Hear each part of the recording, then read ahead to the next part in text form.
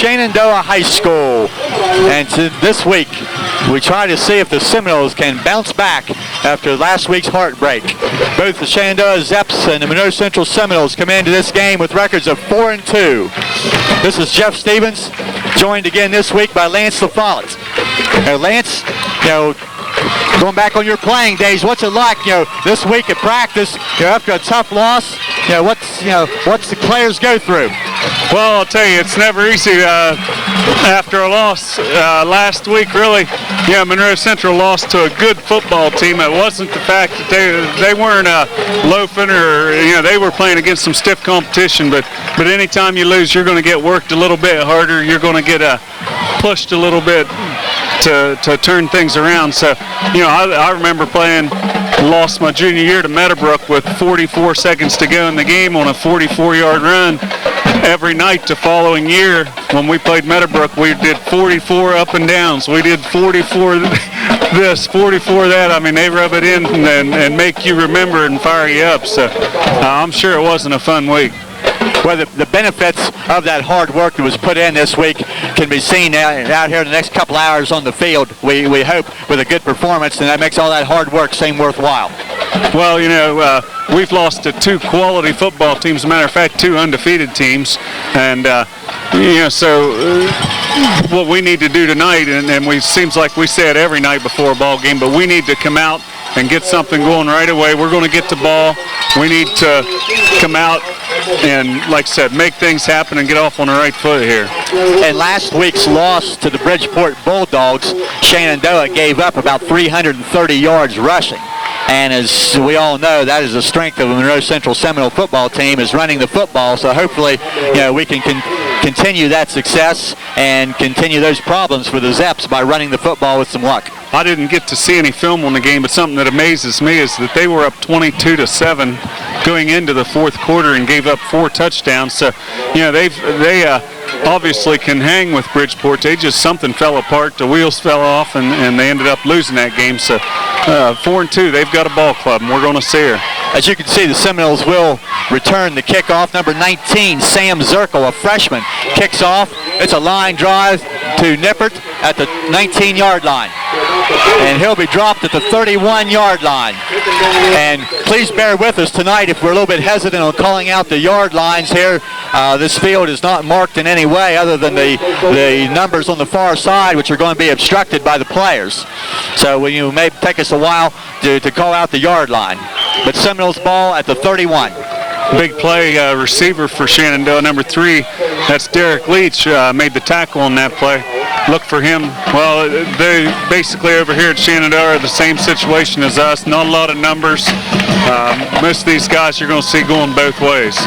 Number 11, the quarterback, is Derek Griffith. He'll get the ball from his center, Jeremy Beardmore. Give to Josh Jones. Has some nice yardage, near 10 yards on first down, maybe more. It looks like a first down. Joe Wood on the stop for Shenandoah that time from the left defensive end. So nice job by the Monroe Central line there, opening up a hole. Little different lineup that time, Jeff. Monroe Central in a true eye. 3 running backs. Nippert took off in motion, but a little bit of a different alignment there for Monroe Central. And as you get into this point of the season, 7 weeks, teams putting in new wrinkles and just a little bit different looks. This time we have a double tight end. Wishbone. And Woodby. He'll have nice running yardage.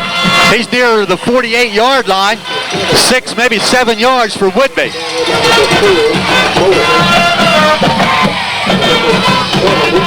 Not a lot of carries this far in the season for Woodby or Miller, either one. Look for coach to maybe go to them, because last week Tyler was able to, they really stacked the box. They had 8 or 9 guys in there all the time, not really respecting the pass. So, the running is their strong point. With that big line, we need to keep executing.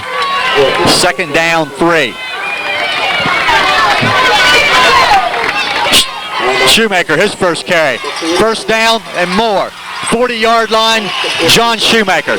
So in 3 plays, we've seen the Seminoles move about 30 yards on the ground. And that's a nice job here by the offensive line. Tucker Roberts, Brad Demmerling, Jeremy Beardmore, Robert Muntz, Darren Grubb, John Cecil. Yeah, nothing real fancy, Jeff. We mentioned a different alignment, but still typical Monroe Central football. They're going to line up and go right at you and make you stop them. 1st and 10 at the ball resting exactly on the 40-yard line in Shenandoah territory. Shoemaker once again. He has 10, 12 yards inside the 30-yard line. So if you look at the stats this week in the paper, you'll see that Josh Jones and John Shoemaker have combined for about 950 yards rushing. That's a pretty nice 1-2 punch so far. That's a little better than 150 yards a game. Well, 7 touchdowns apiece for them as well. So nice job of distribution in there with the glory points, as you might call them. It all's got to get back to that line. This time we'll get the slot formation to the left. Jones, this time no go. He'll be stacked up the line of scrimmage. Looks like number 22. Sort of hard to read those numbers. That's Justin Wells, a 200-pound junior. They're a little hard to find the numbers in the program on the Shenandoah side, as they're listed by class, the seniors, juniors, and right on down, and so the numbers are mixed up, so it takes a while to try to find a number here. And some confusion, and we're going to get a timeout. As it looks like the Seminoles not getting people in the right position, they'll have to spend a timeout as opposed to taking a delay of game penalty. Actually, a little bit of a mix-up. Woodby was in the game and Nippert was in the game. We ran the same formation on the first play of this series with the 3 guys in the eye. We would have had 4 in the eye that time. One of them was supposed to move to the tight end spot. Which in that case, 4 in the eye would have made for an illegal formation, only 6 men on the line of scrimmage. So, we were either going to get an illegal formation penalty or a delay of game penalty. So it looked like Johnny Shoemaker, recognizing the problems, turned and asked the officials for a timeout. So now you get it right, and hopefully now you can get everybody in the right position. And on 2nd and 11, you can go back to those 10-yard gains and not that 1-yard loss that we had on the last play. Well, exactly. And 2nd and 11, our forte is running the ball. 11 yards. Actually, we're in 4 down territory right now. You don't want to be stuck at 2nd and 16 though. It's a smart call there by the Seminoles. The ball at the 29-yard line, 2nd down, 11. Now we're in the triple I. And it is Nippert as the back. He's going to get it on the toss. He has blockers. He's going to turn it up and turn on the speed and get down the sideline. And nice yardage by Jesse Nippert. He's out of bounds at the 12-yard line. A little bit slow developing, but then quite effective. Well, everyone knows Jesse's got a lot of speed, and we've tried several times to get him around that corner this year. That's actually the first time in 6 ball games, going on 7 now, that we've been able to get him outside, get him around the turn. Really one guy there, number 4, Ryan Modica, the quarterback, and free safety for Shenandoah. He's the only difference between Jesse and 6 points right there. Number 86, Preston Kilburn, was in on that previous play. He now steps to the sideline. 1st and 10 at the 12. Shoemaker cuts it back up the middle. He's down to the 1-yard line. That should be a 1st down. And we'll bring up 1st and goal, Seminoles. Another nice gain by John Shoemaker. John brought that one outside a little bit. I'm not sure if that was designed that way, but nice job of sealing off that time by John Cecil on this end. Gave him a lot of room to run. 11 yards from the 12-yard line. That's hard yardage to come by down there normally. 1st down, goal, 1-yard line. Wishbone, Griffith gives to Shoemaker. He's in the end zone. Touchdown, Monroe Central. And a quite neat drive there. It was about 68 yards in about 6 or 7 plays, taking less than 3.5 minutes. Gets the Seminoles on the board. Right down the pipe. Darren Grubb will now try the extra point. Darren has 17 kicking points this year, 1 field goal, 14 extra points. Matt Cole will hold. Snapper is Tucker Roberts. Snaps a little low. Matt gets it down. The kick is up and good. So 8 minutes and 32 seconds remaining in period number 1. Seminoles 7, Shenandoah Zeps nothing. As we talked beforehand, what you'd like to do and accomplish, especially the running game against the Shenandoah team that may be a little bit susceptible to the run, go out and you couldn't draw it up any prettier than that. No, that's for sure. Like I said, nothing real fancy. One play with Nippert getting around the outside, but besides that, everything was lining up. Here comes guys, stop us, and Monroe Central was up to the task that time of putting the ball down the field. 4 different ball carriers, Jones, Shoemaker, Woodby, and Nippert, all carrying the ball, all getting positive yardage, except for the one play which Josh was stacked up for a loss, but that play was more than offset by the big gainers. Now the defense will go to work here against the Shenandoah team that we expect to see put the ball up in the air quite a bit and spread the field and do a lot of things. Their deep back is number 3, Derek Leach. I talked with Coach Well on the show Thursday evening, and pretty big praise for number 4, Ryan Modica from Shenandoah. We faced some awful tough quarterbacks this year. Number 1 is Bubba Ceaser from Magnolia. Coach said that in his eye so far, from what he's seen, Ryan Modica has the best arm of anyone he's seen. So I'm sure that our defensive backs got a lot of work this week in practice, staying close to your guys, because what that boils down to is he can get the ball out there in a hurry. Right, number 4, Modica, one of only 4 seniors on this Shenandoah roster. Darren Grubb kicks. It's a line drive, nice kick. It's going to hit and roll inside the 5 near the goal line and will trickle into the end zone. A little bit of a risk there by number 20 is Josh Williams and Leach. That ball looked like it might slow down in that high grass, which would have been a free ball. That's not a nice place to pick the ball up, and that basically the coffin corner, 2 or 3 yard line. That ball had a chance to turn. Fortunate for the Zeps, it didn't. Maybe home field advantage there. Leach knew the slope of the field and knew that ball was going to roll toward the pylon and get into the end zone. That's usually the end that gets underwater first over here. So now defense in great position as the Zeps put the ball in play at their own 20-yard line. They'll send a receiver is Leach to the right. Modica, he's going to roll to the left. Floods the zone. Has some pressure. He rifles it. Incomplete. Intended for Leach, who came across the field. Modica was pressured by several Seminoles, among them being Matt Cole and Adam Jones. Tell you what, he showed some zip on the ball right there, rolling, throwing it back against his body, laid it out there. Nice try by the Shenandoah receiver, but if he comes up with that catch, he's made a heck of a catch. Modica to the sideline to get the play, now running to the huddle. 2nd and 10. And we've said week after week, the best pass defense is a good pass rush. So hopefully those guys up front, Muntz and Wells and Cecil and Jones, can get some pressure on and be in the backfield most of the night. Modica will fake. He'll bootleg the left. He'll throw to number 20-something. It'll be a first down. It's number 22, Wells.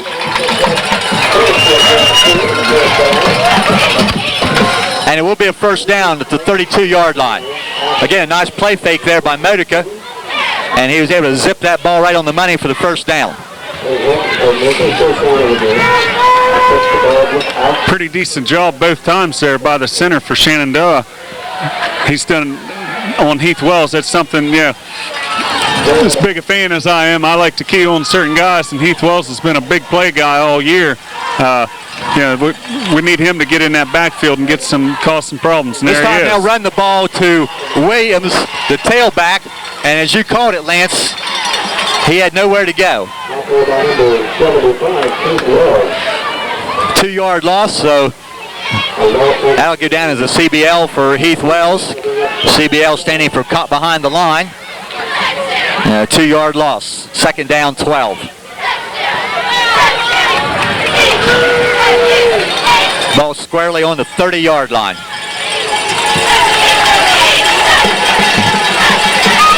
Modica this time will sprint right. He's going to run. He's going to jump forward across the 35 to the 36. It's going to leave him about 5 yards short here. That was run all the way as the backside linemen were clear downfield looking to pick up a block. So really a nice play there. Modica has shown he's been able to run the ball. They have one play that we'll need to pay particularly attention for, and that's the quarterback draw. They like to run that. Seminole fans remember that was a big play for us with Eric Kramer a couple years ago. Single back in the backfield. He'll get the fake, rolling. He wants to run. He's going to be hit by Jones, and he'll go down, and he'll be whistled down. What's he going to call? No, he's going to call it an incomplete pass. I thought I heard a whistle blow and thought that maybe the contact between Modica and Adam Jones was going to result in a sack call, but the signal was incomplete. I'll tell you, So Jeff, fourth down. You won't see a much better play by a defensive end than that. Adam Jones had contained. His responsibility before anything is to contain, make sure the quarterback doesn't get outside him, and he was able to do that and knock him off his balance. Punt time for the Zeps on 4th and 5. Kicks up. It's a nice kick. Got a height. It's a little bit short. Nippert fair catches. Williams is the Shenandoah punter. Nippert fair catches at his own 33-yard line.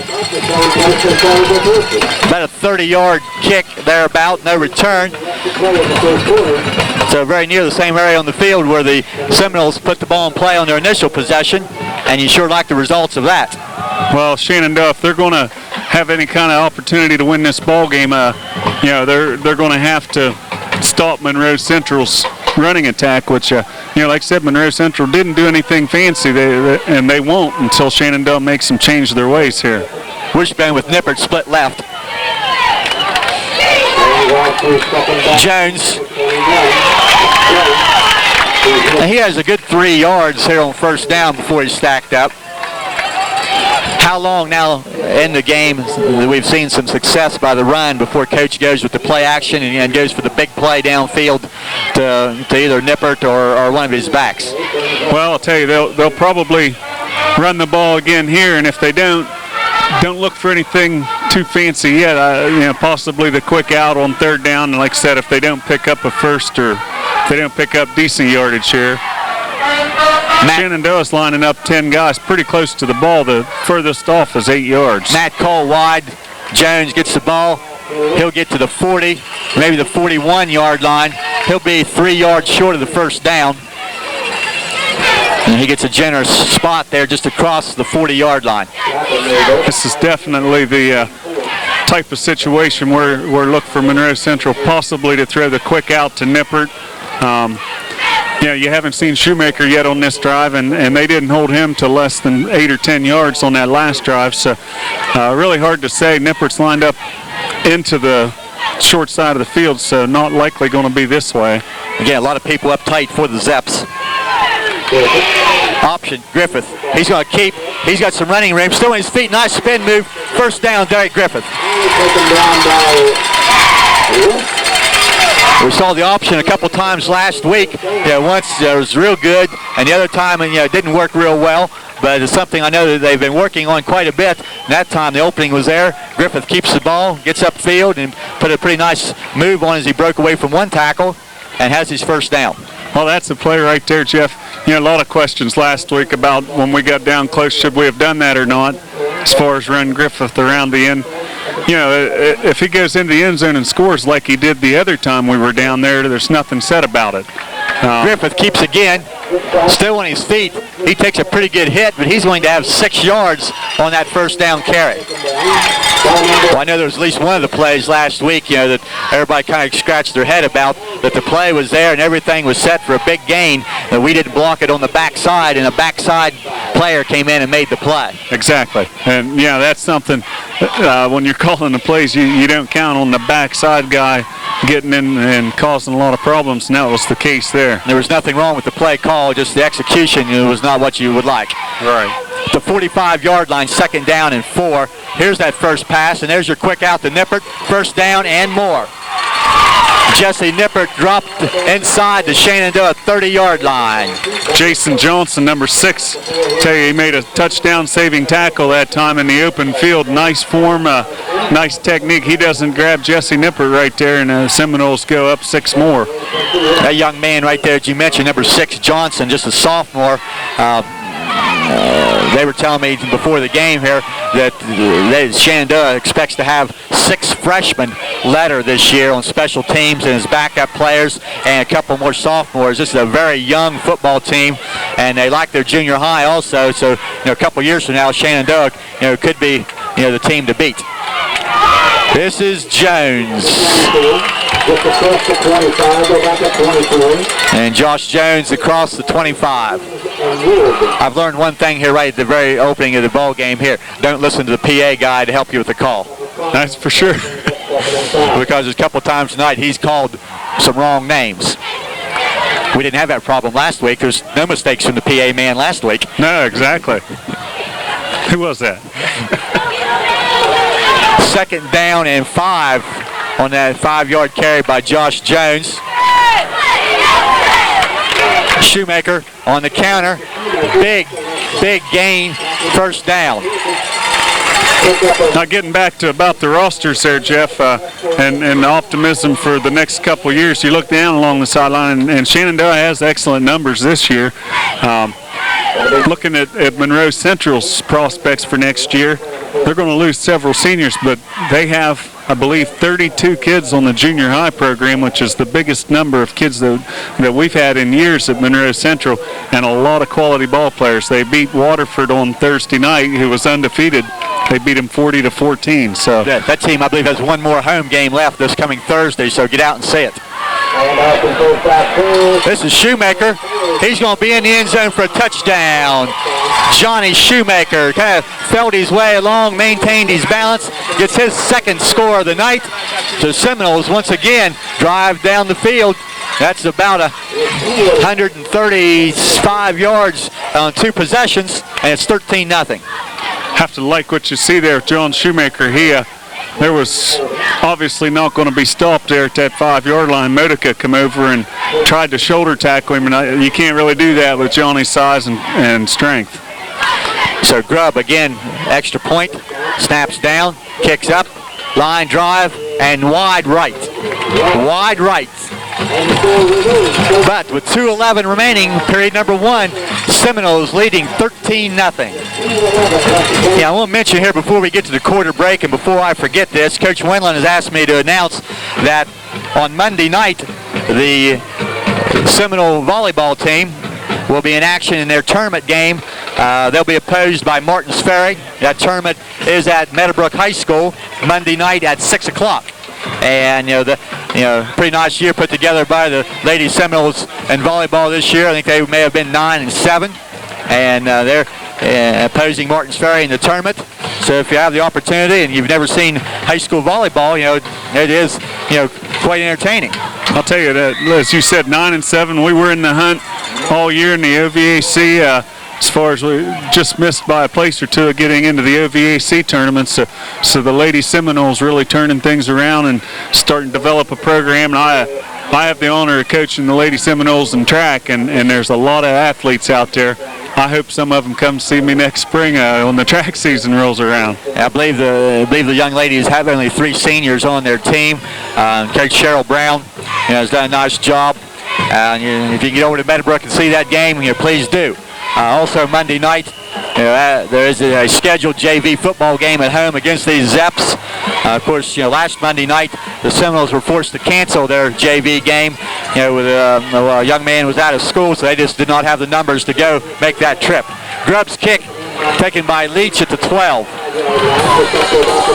He's still on his feet, bounces out, still on his feet. He'll be brought down across the 35-yard line. Matt Cole on the tackle. That's what you call a wedge, Jeff. He got up in there behind his wedge, and there was no one could get through. The only problem is there's not a lot of open field for him to run, but hard time for the Seminoles to find the ball that time.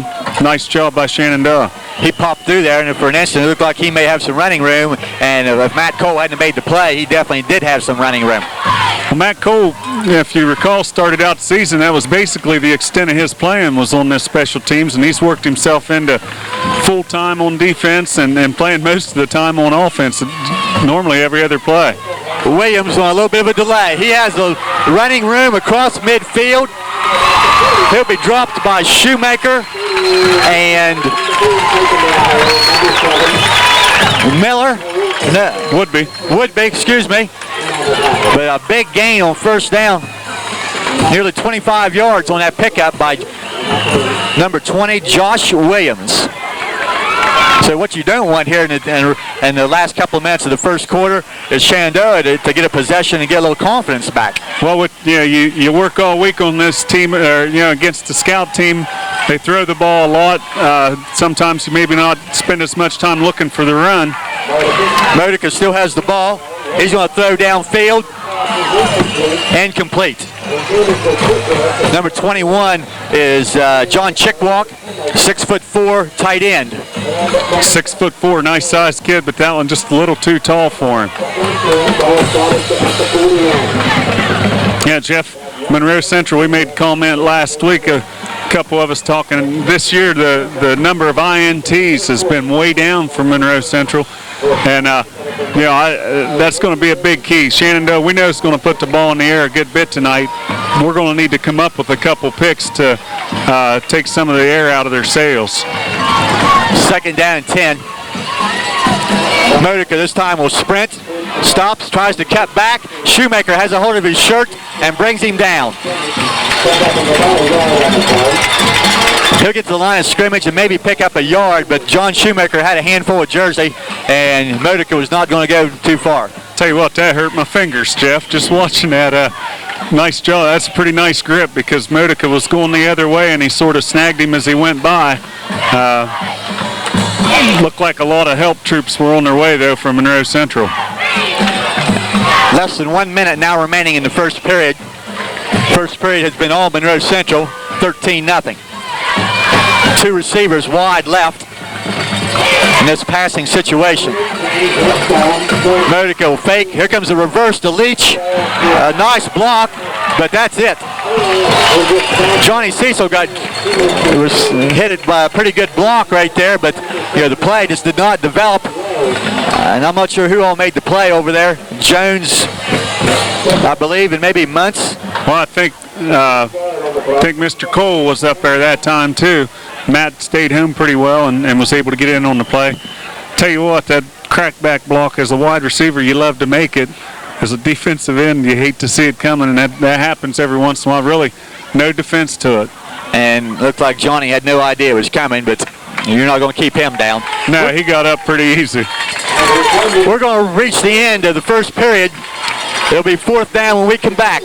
First period, all Monroe Central. Seminoles 13, Zeps nothing. Hey, Ohio Valley, it's worth the drive to Woodsfield to find the latest trends in decorating and gifts. Pat's Gift Shop has 8 rooms full of unique gifts, furniture, home decor, and collectibles, including Beanie Babies, Cats Meow, Cherished Teddies, and Precious Moments. Now's the time to come to Monroe County's oldest and largest gift shop to find out how you can enter their Home Sweet Home decorating contest. It's your chance to win one of several prizes, including a $300 shopping spree, just in time for holiday gift giving or decorating at Pat's. You have so many commitments in your life and so many decisions to make about your future and theirs, like buying a house, saving for college, making investments, or planning for retirement. At Ormet Credit Union, we're committed to knowing current trends in finance and committed to sharing these methods with our members to help you make better financial decisions. So whether you're college-bound, raising children, or planning for retirement, let Ormet Credit Union help you find financial success, because our commitment is you.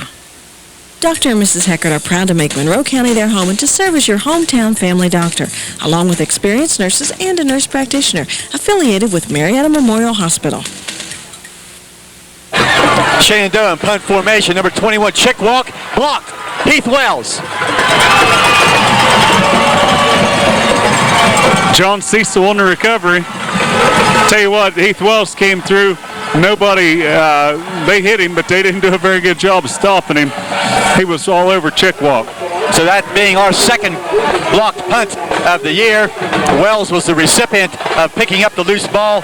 and running for a touchdown a couple weeks ago down at Fort Fry after the Tucker Roberts block. This time Heath Well just practically took that ball off of Checkwalk's foot. Cecil recovered the loose football. Excellent field position for the Seminoles now in Shenandoah territory at the 47-yard line. This is the type of situation where Coach Circosta likes to come with the play action and go for their throat. I don't know if we'll see it right yet or not. Here it is. Yeah, we will. Cecil's all alone out there. Throws it complete to Nippert. He's going to go down the sideline to the 20, delivers a blow down near the 10-yard line. There's your big play. Cecil was also open. A little bit of pressure. Griffith stepping up away from that pressure. It looked like he was going to run the football. All of a sudden, he looked down there and saw those white jerseys, and he was very near the line of scrimmage when he threw it. I was going to say, we'll get your VCR set and run that back, folks, because he was real close to being over the line of scrimmage. Cecil was wide open early on that play. Derek just didn't have enough time to get set up and throw it. And then Coach Wesson calls timeout, and he's out right now talking to the official.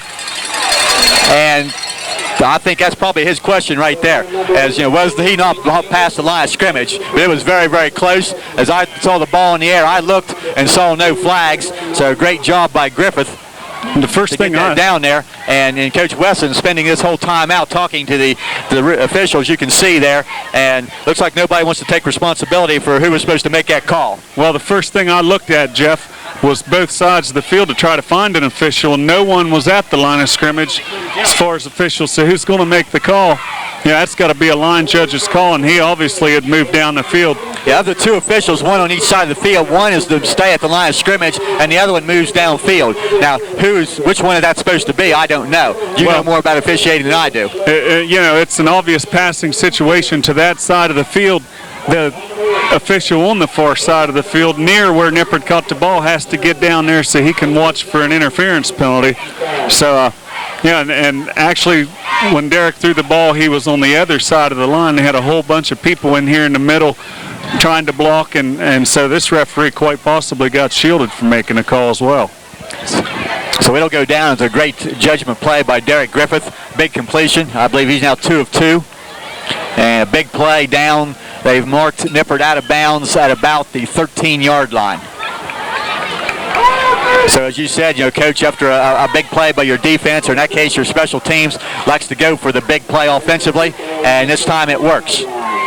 Now we'll go back to the ground where Woodby, someone kind of pulling at the ball there. Looks like Woodby did a nice job of being able to pull that ball in and keep someone from taking it away from him.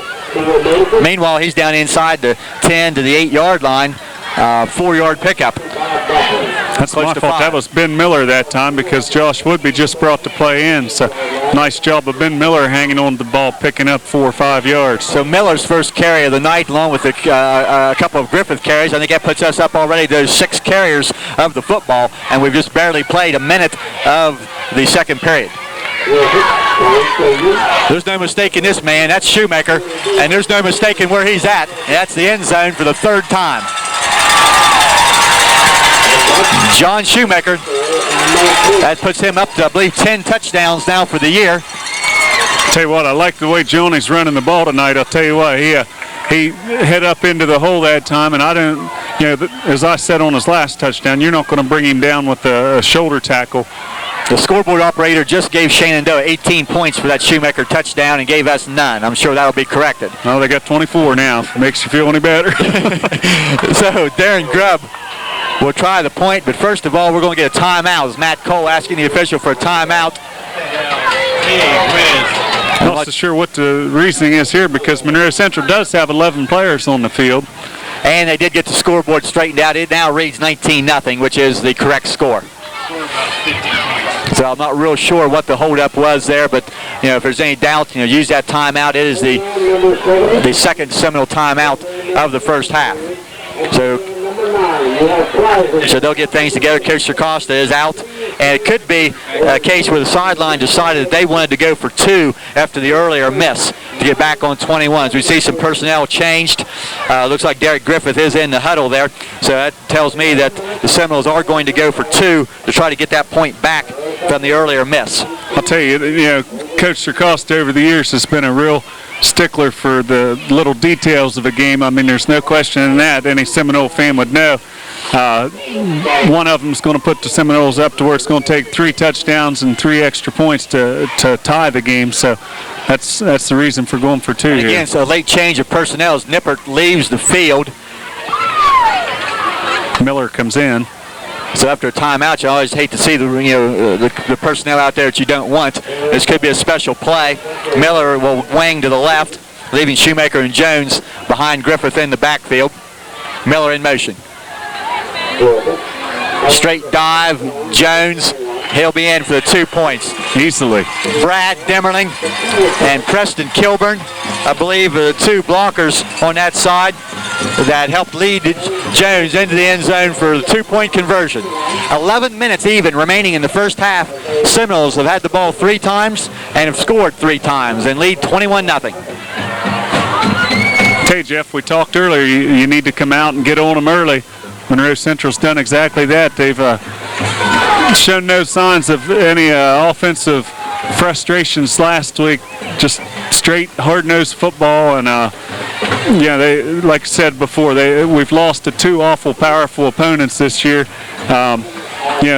Shenandoah had to think coming in, hey, these guys are 4-2, same as us. We've got a shot. Monroe Central had to get that out of their heads right away, and they're starting to do it right now. I think a difference in the strength of schedule that's showed by this week's computer ratings, which the Seminoles at 4-2 were in 8th place, and Shenandoah with an identical 4-2 record was in 17th place. So that says something about the 4 people that each has beaten. Well, what you need in that computer race is for the teams that you beat to win ball games, and I believe we went down through, and Shenandoah's beat Buckeye Trail, who's 0-6 at this time. Waterford, who I believe is also, has won 1 game. Jewett-Syo's having a long season. Can't recall off the top of my head who the other victory was over. Frontier, who's having a long season. So strength of schedule's a big tail on that. Grubb with a nice kick. Leach takes it at his own 8-yard line. He'll try to get outside to the left. He'll again have some running room and be pulled down on the far side. Darren Grubb, one of the tacklers, along with Shoemaker. But for the second time tonight, Derek Leach with a pretty nice return, this time out to the 35-yard line. Look for Shenandoah to try to get the ball to Leach here on this series. We haven't seen him catch the ball yet, and that is the go-to guy. They're going to have to get something going here right away there, because a lot of time left in the second quarter, and they can't afford at this point to get any further down. In their 2 possessions from scrimmage, Shenandoah, I believe that's 1 first down and really just 1 nice play on a run by their tailback, Williams. Modica will give to Williams. He'll be hit at the line of scrimmage and dropped. It's like Matt Cole, Josh Jones, also John Cecil among the tacklers. Looked like Jones was the first one in there and wrapped him up and waited for the other guys to come in. And, Matt Cole, I'll tell you, he's done a nice job all year. We had him on the show last week. He had several nice plays against Tyler. When you need, one thing you need out of your monster backs, run support, and we definitely get that from him. Adam Jones, Robert Muntz, Heath Wells, John Cecil, Tucker Roberts along that front wall. Modica fakes. He wants to go deep. He's going for Leach. And incomplete. Almost a great catch there by Leach as he reached out and coming down very hard on the ground. That's going to knock the wind out of him. Josh Woodby, the defender. Tell you what, 50 yards in the air that time to Derek Leach with a guy in his face, or towards Derek Leach by Ryan Modica. Quite an arm. Like I said, I'd heard and Coach was telling us about the arm that Modica has. Little example up there, he put that right on the money, tight spiral from 50 yards away. Leach hits the ground very hard, and hopefully he'll be all right on that. So they'll take a look at him, and we'll be right back, in just a second.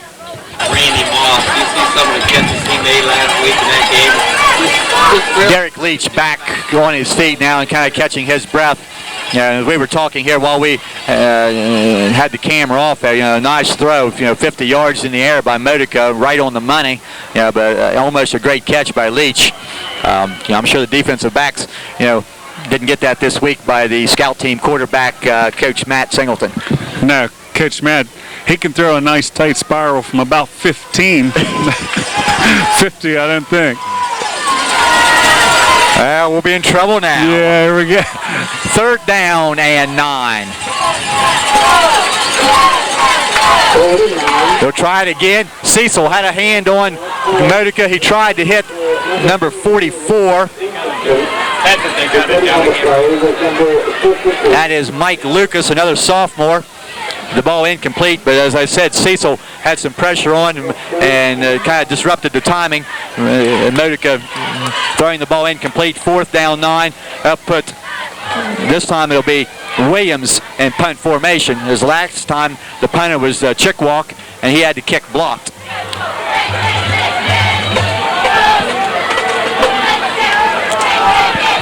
That Shenandoah possession only lasting about 50 seconds. There's some pressure again. Nice kick. Nippert will take it at the 30-yard line. He'll try to get to the outside. Reverse his field. He's still running back to the original line to 30. Now he's going to be across the 40 to the 42-yard line. Quite a bit of work there for Jesse Nippert for a 12-yard return. From our vantage point, it almost looked like if Jesse would have continued to come to the left of this near sideline, he could have outrun some of that pursuit. Yeah, I think... but it looks easy from here. Exactly. There's one guy to get by. Just obviously didn't think he could get by him, so he turned and went the other way. I returned punts in high school, Jeff, and I don't think I ever ran that much on any of them because as the punter was getting the ball, I was waving my arms, so it's hard for me to question anybody. But give Jesse 11 yards on that return to the 41-yard line. Give the ball to Shoemaker. Still on his feet, 45, 47-yard line before finally going down behind the right side of that line. Here, Brad Demmerling, John Cecil, along with Darren Grubb on that right side. You know, statistic you always hear on TV, Jeff, and that's a number of yards gained after a hit. Shoemaker basically got hit at the line of scrimmage there, so you almost have to give him 8 after the hit. Nice job of driving the legs. A couple guys for the Seminoles got behind him there and started driving an 8-yard pickup. 2nd down and 2. Straight T in the backfield. There's a wide open Jesse Nippert. Griffith throws it up and incomplete. Oh, the ball just kind of thrown over the right shoulder. Jesse looking over the left shoulder, and just a tough catch. The ball coming over the wrong shoulder or directly over his head. 3rd down and 2. That's one of the hardest catches to make, is that one right straight over the top of your head. So, nice, really a nice pass from Derek's standpoint. You're looking at throwing the ball 35, 40 yards in the air and trying to get it right on the dime, and it doesn't happen. Just tough break for the Noles there. Nippert not able to adjust his pattern, to that ball, but he had gotten way behind the secondary as everybody bid on the play fake. So 3rd and 2. Coach with confidence that his line can get 2 yards on this 3rd down play, and 2 plus several more. Shoemaker is going to be to the 46-yard line in Shenandoah territory, 1st down. And again, that's as I just said, that's confidence that your line's going to pick up 2 yards on the 3rd down play. That allows you to go deep and try for a big play on 2nd and 2. Well, as a player, Shenandoah had, they need to start looking. Monroe Central picked up 8 yards on 1st down. To be honest, that's a passing situation. 2nd and short. Most football coaches will go for the long play, knowing that they're going to come back with a 3rd and short. So go for the big play on 2nd and short. Griffith to throw. He's going to try again. He's going to go out here short. Would be. And he's going to get short yardage. Well, maybe only back to the line of scrimmage. No gain. Nice job of pursuit by Shenandoah's linebackers that time. Nippert ran the defensive back off, but Shenandoah's linebackers were able to get out there. Normally that's a linebacker coverage on a running back, and he did his job over there. Well, I like the idea of getting the ball to some other receivers, to Woodby or Miller coming out of the backfield out of that slot position. I still like to hit that tight end here sometime here yet tonight. Griff fakes. He's going deep. Pump fake. And the ball overthrown and wide. And it looked like the Nipper really did not pick the ball up there as he was going down the sideline. The ball kind of off to his right and hitting over near the out-of-bounds line. 3rd and down 10. Looked like the ball took off a little bit on Derek that time, and pretty obvious Jesse never saw the ball coming because he kept running down the field as the ball sailed over towards about the 20-yard line. That's it. Part of the time when you go throw that ball deep, maybe a little bit of dew on the ball too, and that ball might kind of slip out of the hand a little bit, and not. When you don't practice the passing game, a lot, it's a little bit hard to throw that long ball. 3rd down 10. Griff rolling to the right, running room. Now he's going to try to hit his man Shoemaker, complete to the 20-yard line, and that's a nice touch on the ball right there over top of the defenders. Nice pass, nice catch, and I'll tell you, Johnny just running like a bull out there tonight. He got hit and carried the guy 5 yards again, so tell you what, Monroe Central really got things going right now their way. 24-yard pickup to the 21-yard line. And you say, Shue catching the ball right in stride, all he had to do was keep going down the field, and with the head of steam up, he was going to be tough to bring down. But the Seminoles in business once again at the 21-yard line, already leading 21-0. Woodby, he's going to be inside the 15 before he's wrestled to the ground.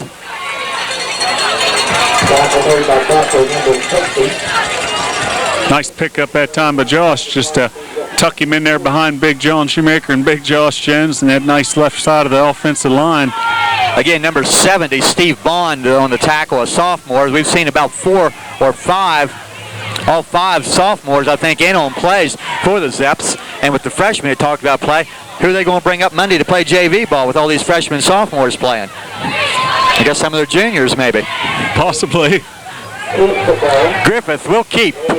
Breaks a tackle and be brought to the ground very hard about the 12-yard line.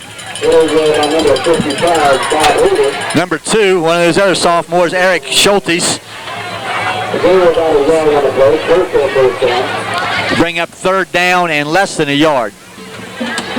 Shoemaker for a touchdown. We're now inside 6 minutes remaining in the first half. Matt Cole steps out. Preston Kilburn, number 86, there in at the tight end on the left side. Miller, wing left. This looks like a Shoemaker formation. Miller in motion, possibly. John Shoemaker, 1st down inside the 10. Again, the line surge there. Before he even gets touched, he's 2-3 yards downfield. Preston Kilburn, the tight end that time on the left side, along with Tucker Roberts. Brad Demmerling just doing an outstanding job opening up a hole. Brad doing a nice job blocking him. Maybe he wants to be on the show again next week. Yeah, I'll tell you what, we've made a couple comments, can't say enough. The Demmerling family it's a lot like the Shoemaker family. They've had boys playing for years, and every one of them's been hard-nosed and tough. Woodby will be hit in the backfield and dropped. That'll be a loss. I think number 22 was the tackler. And they say number 88. Number 88, Stottsbury, a freshman. 6 foot 175 freshman. You mentioned earlier, Zirkle, 6'1", 180-pound freshman. So they've got some nice size freshmen. When you get kids that size, it's no wonder they get to play. 2nd down now at the 9. 2nd and goal. And the pitch bounces back to Jones. He'll get back to the line of scrimmage. That play didn't look very good right from the start as Shoemaker lost his footing. Derek had to jump over him on the option play. Not a real pretty execution right there. Monroe Central fortunate though that Jones was able to pick up the bouncing ball and move it back up forward. Looks like about the 8-9 yard line. I think you called it right there. That was going to be the option, which required a fake to Shoemaker. But Derek then had to jump over John on the ground there, and his pitch then hit the ground. And fortunately, it took a good bounce that Josh Jones was able to pick it up. Across the middle, there's a touchdown. Preston Derek Kilburn. Griffith to Preston Kilburn. There's a sophomore with his first varsity touchdown. I'll tell you what, you got to like that Preston in there all the time. Any more running plays in and out, they call him to block a lot, and it's nice when they get rewarded by getting the ball thrown to them occasionally. That'll be the third touchdown pass of the season for Griffith. Again, a play fake there, and just over the middle, Preston Kilburn wide open for his first touchdown. And Preston has done a nice job in the JV games, has caught a lot of balls on Monday nights. Darren Grubb's kick looked good and is good. 3 minutes, 55 seconds remaining in the first half. Monroe Central 28, Shenandoah nothing. This gives the Seminoles an opportunity now to maybe try a few things under game conditions that you really can't do in practice. Run a couple guys in, maybe give a couple other backs some carries, maybe throw to some receivers that you've not thrown to a lot. That would be Kilburn's second reception of the year. He had a nice catch one game. I think maybe it was possibly the River game where he caught the ball and took a big hit, down near the 10-yard line. He was able to hang on to the pass. That Todd Fry lit him up about the 2-yard line, cut his chin, and he held on to the ball. Nice catch. So, could be a combination there that we'll see in the future next year, Griffith to Kilburn. Yeah, we're going to lose a lot of talented ball players, but we've got a lot of talented ball players back. And one thing you'll notice anymore with the Jaser Costa Club, and that is that a lot of guys get to play. He's always trying to keep that in mind, that you have to field a team next year, and you want to get as much experience with those kids as you can. And we'll try to keep an eye on things and see if we do see some new personnel, get a little bit of action here, both offensively and defensively, during this last 3:55 of the first half and into the second half. What you can't do now is let Shenandoah get down the field on you, get another nice return, and get on the board. This will be Leach at the 15. He's to 25, 30. Another nice return. He'll be dropped across the 35-yard line. Josh Jones making the play. But really for the third time tonight, nice return by Derek Leach. So you can't be real happy with the kickoff coverage. No, our kicks are getting some nice depth on them. We're getting the ball down the field. It's Leach is taking off hard, exactly like you're supposed to on that. Taking off hard, getting up the field, and getting in that wedge. Nice job by their kickoff team. Over the years, they've always done a nice job on kickoffs. So now, Zepp's in play at the 38-yard line. They have no backs now as Williams goes in motion. Modica wants to run the draw. He'll be caught by the shoes, tops by John Shoemaker. Say that 10 times real fast. Shoe tops by Shoemaker.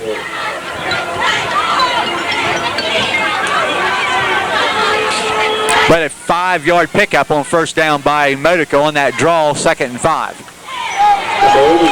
Don't be surprised if they try that play a few more times. That's been a successful play for them. Really, the first time we've seen it tonight with them down 28-0. As I said, this situation where Monroe Central linemen are thinking about pinning those ears back and resting the passer. Again, they'll send Williams in motion to the left, leaving no one behind Modica. This time he wants to throw. For Williams, Brad Ludwig had a hand on it. Tell you what, Smiley comes up with that one. He's going all the way with the touchdown. We talk about Modica having some heat on the ball. That's exactly what happened there. Brad couldn't pull it in. I start to laugh there as his teammates come and patted him there for a play. It looked like Tucker Roberts there kind of patting him on the back and was pointing downfield, maybe saying just that there. Catch that ball, Bradley, and you're headed for the end zone. But really, this is the first sign here we have here of what we said before. Somebody else in. Now is Brad Ludwig getting some time, and the defensive secondary has that monster or strong safety in place of Matt Cole. 3rd down, 5. Modica to throw again. He's got some pressure. He's going to step away, and he'll be brought down by, looks like Adam Jones. Adam Jones, first one to get there, and then a lot of white jerseys come in after that. So he'll be down at the 45-yard line, and that will be 4th down. 4th and a couple.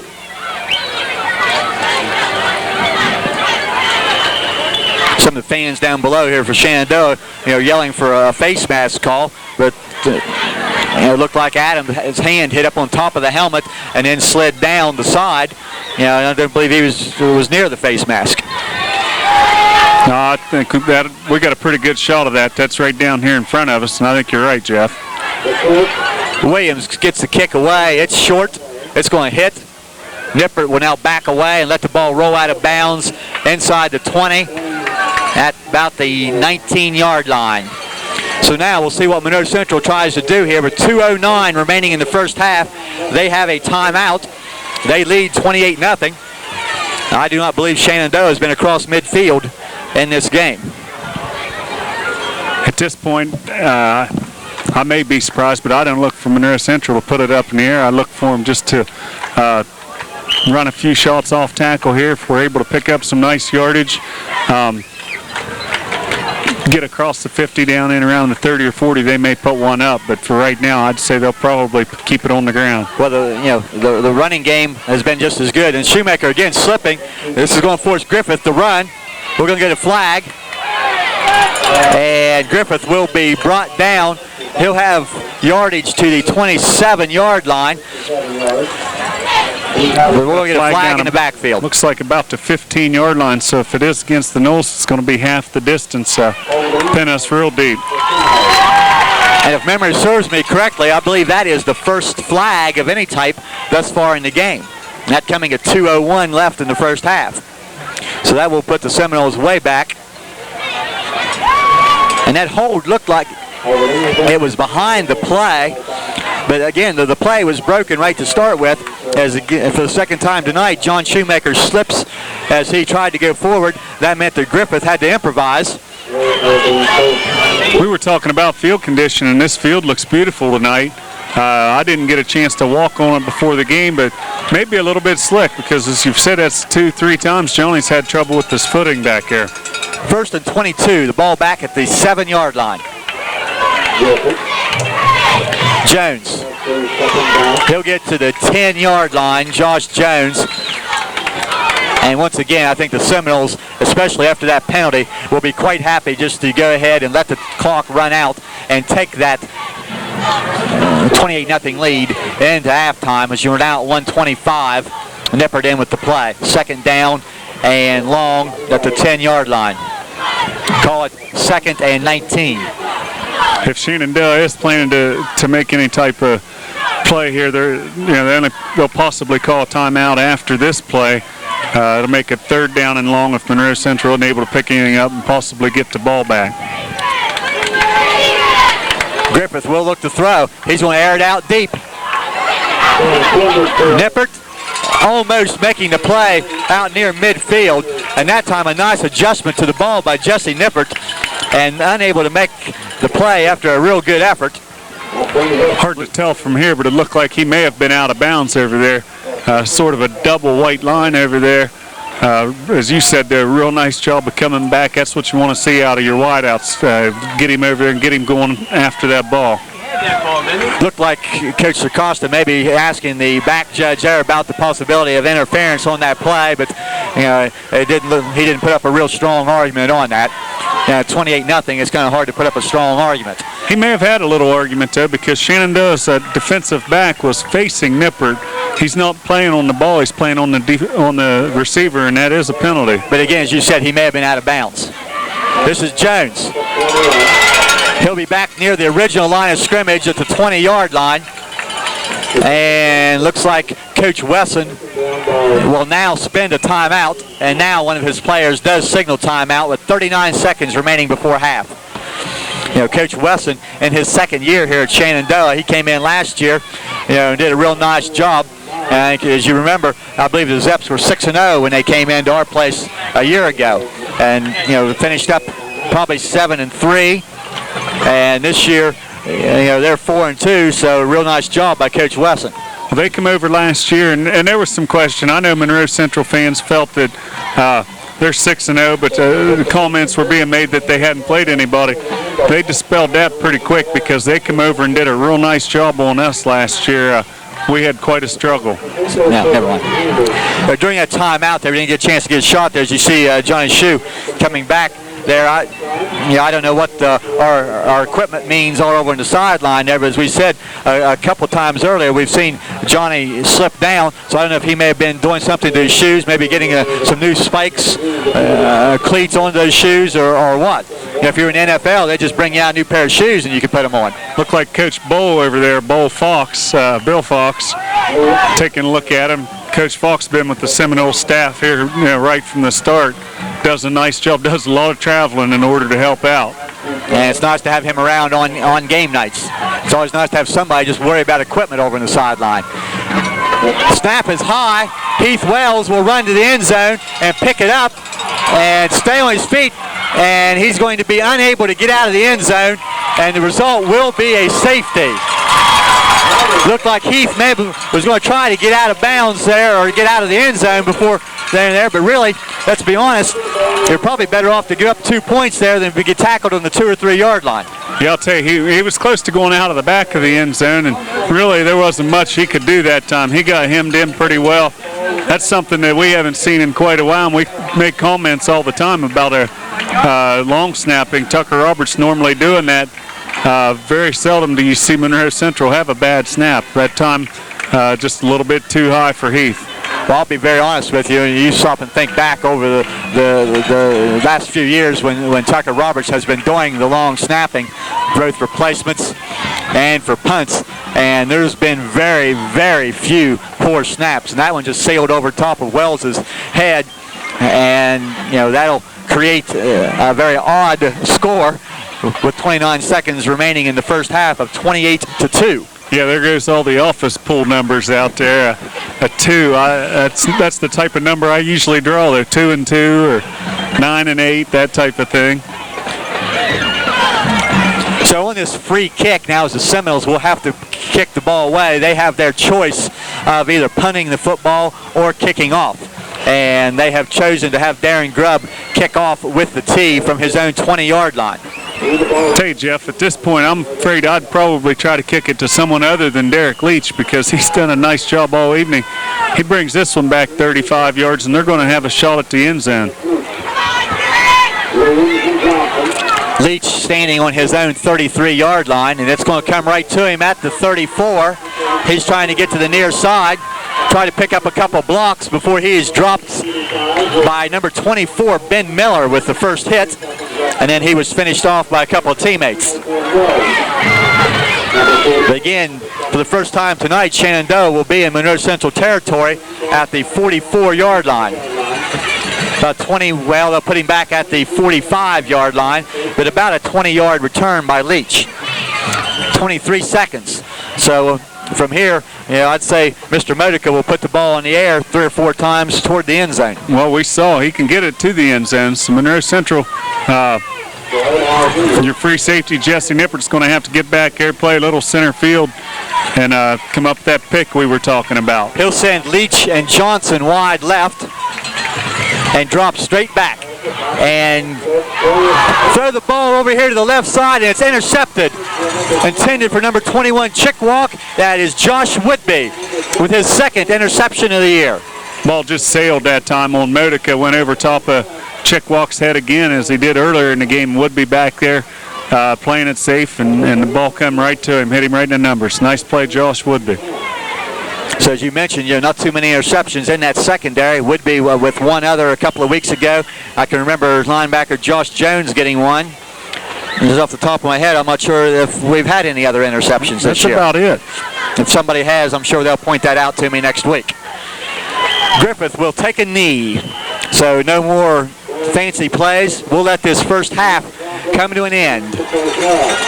Seminoles scoring on all but one possession prior to this, and that resulted in a Shenandoah safety.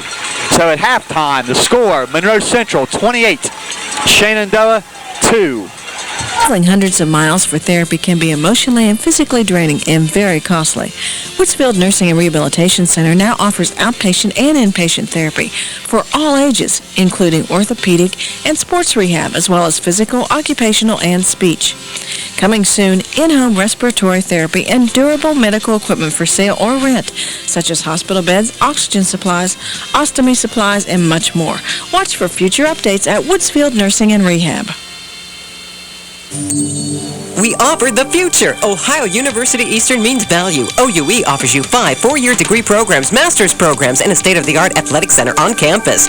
Ohio University Eastern means professionalism. The student-to-faculty ratio is 15-1, and over 60% of OUE's instructors have doctorate degrees. Ohio University Eastern means opportunity. The affordable education you get at OUE will open the doors to your future. Call Ohio University Eastern today at 1-800-648-3331. As time passes, your needs change. Woodsfield Savings and Loan has changed to meet those needs. At the Woodsfield Savings Bank, we know your schedule requires a drive-through and night deposit box. You want convenient parking, direct deposit, and automatic payments. At our new location on State Route 78, we want to meet your needs for a home mortgage, car loan, checking, and savings account. Our name and location have changed, but we're still here to serve our community and to help you to grow. The Woodsfield Savings Bank. These days, it seems like everyone is looking for a bargain. You can spend a lot of time shopping for high quality and low prices, even for gasoline. Redhead in Woodsfield has 100% pure gasoline at low, low prices. While you're there, save on car care products, including oil, fluids, additives, and more. Soft drinks are discounted every day at the Redhead. Stock up on your favorite pop and snacks. Even Fido gets a break with Champion dog food at big, big savings. So stop at the Redhead today and save. Hi, I'm Jeff Waddell. This is my wife Jenny and daughter Ashley. Along with our sons Jeff and Tim make up our family. As you can see, I've got a vested interest in the future of Monroe County, my family. I've lived here all my life and I love it here. My dream is that someday my children can live here and work here too. I do not accept that we can't create or bring jobs to Monroe County. I know we can. I've done it. Many families like ours can't ride their bikes down Main Street because they've been forced to leave because of no jobs. I'd like an opportunity to change that. With your help, I can.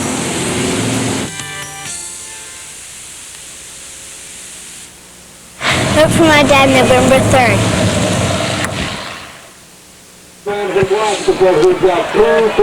We're back just a couple of minutes before the start of the third period here as the Seminoles are back on the field. They'll stretch out after spending the last few minutes in the locker room. You know, the halftime performance, Monroe Central's band, Mr. Brad Ritchie, and you gotta like what's happening with that band. You know, a nice show they put on, and you know, most Monroe Central fans will remember Mr. Bill Garl, you know, now the band director for the Shenandoah Zeps, formerly the Monroe Central band director. So a nice halftime show. You mentioned earlier about the junior high game.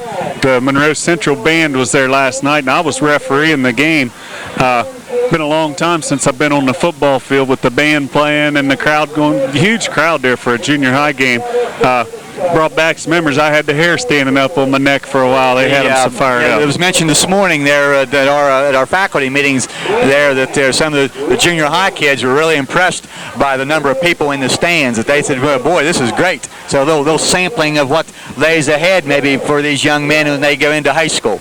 Before we go into this third quarter here, you were able to track down some stats from Mr. Loveday and the Monroe Central stat people. So since I can't read your chicken scratches, lay it on us. Okay, well, Monroe Central, John Shoemaker, 10 carries, 97 yards, 3 touchdowns. Josh Jones, 9 carries for 37 yards. Derek Griffith, 4 for 19 yards. Josh Woodby had 3 carries for 14 yards. Jesse Nippert, 1 for 17 yards. Griffith, a nice job in the first half throwing the ball, 5 for 8. 81 yards in the touchdown, that being a 7-yarder to sophomore Preston Kilburn, 7-yard touchdown pass. Nippert, the big play guy so far, 2 catches for 51 yards. Shoemaker's 1 catch was good for 24, and Woodby had a catch, no gain on that one. Shenandoah on the defense, or Monroe Central defense, looking at that, held Shenandoah 16 offensive plays in the first half, 46 total yards. Modica was 1 for 8 through the air for 11 yards. Woodby's interception, 8 carries for 35 yards. 25 of those coming on 1 carry by Josh Williams. So Monroe Central, nice job of shutting down the running game and a nice job, pass defense. And I think going into the game, if you would have told Coach Pat Singleton and defensive secondary coach Dave Sherman that Modica would be 1 of 8 at halftime, they would have gladly taken you up on that. Well, exactly, and we've talked all the time about the key to Monroe Central's pass defense. You made mention earlier, a good pass rush. We've not really got to him too much. We've hurried him a little bit, and that's just about as good in some cases. We haven't given him a lot of time to set up, but we haven't brought him down. I think we were credited for 1 sack. Might have been 2 sacks, but I think there was 1 sack in the first half.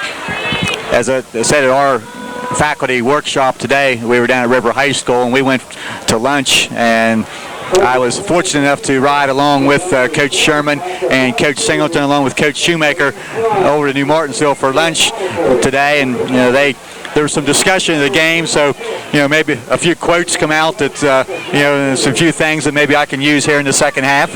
Okay, well, possibly, and there's probably a few things said you can't repeat on the air too. So I'm real glad you said that, not me.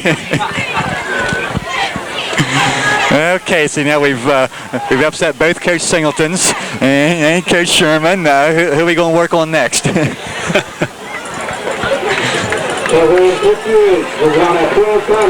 I talked to Coach and tried to get him on the show to where he would have some time with the mic in his hand, get some things off his chest, because we hammer on those guys once in a while. Never seem to be able to get any of the coaches willing to come on there and sit down and chat with us, though. Darren Grubb, the kickoff.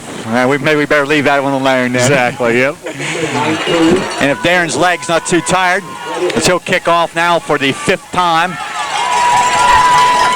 And we're going to try a different man back is number 19. That is the freshman Zirkle, and he'll let the ball roll into the end zone. So 2 Darren Grubb kickoffs tonight have resulted in touchbacks. Zeps will take over on their own 20-yard line. Well, that time Leach wasn't in the ball game back there. He's done just a great job for them from returning those kicks. So, he had the wind knocked out of him earlier, and maybe they're trying to keep him a little bit fresh here. And again, maybe Coach Wesson looking at the same thing that we talked about right before the end of the half, maybe looking at some younger kids at some spots, in this second half just to see what they can do.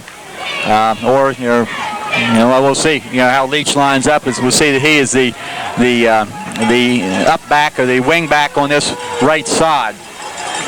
Modica again at quarterback. He will throw. Rolling to the right. Going downfield. Incomplete. Chick walk. Defended by Josh Jones. Nice job of Josh Jones that time. He was had the position on the receiver. Had to be a perfect pass. Not a bad pass by Modica, but as we said, a lot of heat on the ball. That's a tough catch to come up with.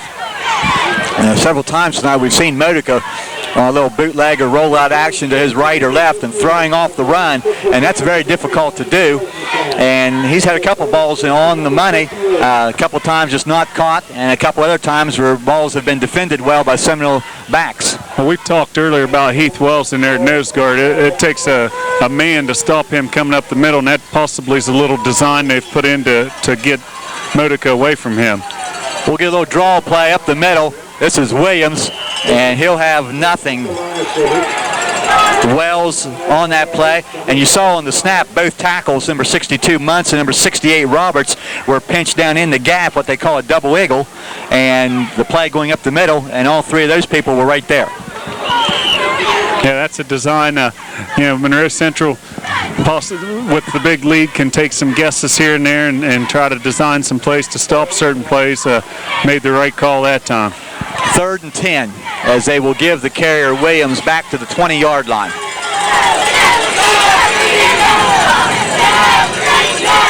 They'll keep 2 backs in the backfield. Modica to drop straight back. Quick delivery complete. Number 6. As we look for that, Jason Johnson, a sophomore, makes the catch, but Ben Miller making the tackle well short of the first down. 7-yard pickup, 4th and 3. And looks like the Zeps will go into punt formation with number 20, Williams, the punter. So the pass went as a completion, but Miller right there making the play. And that situation, 4th and 10, you can afford to give up the catch, and you can make the immediate tackle. Williams kicks a line drive, is going to hit right to Nippert at the 38-yard line.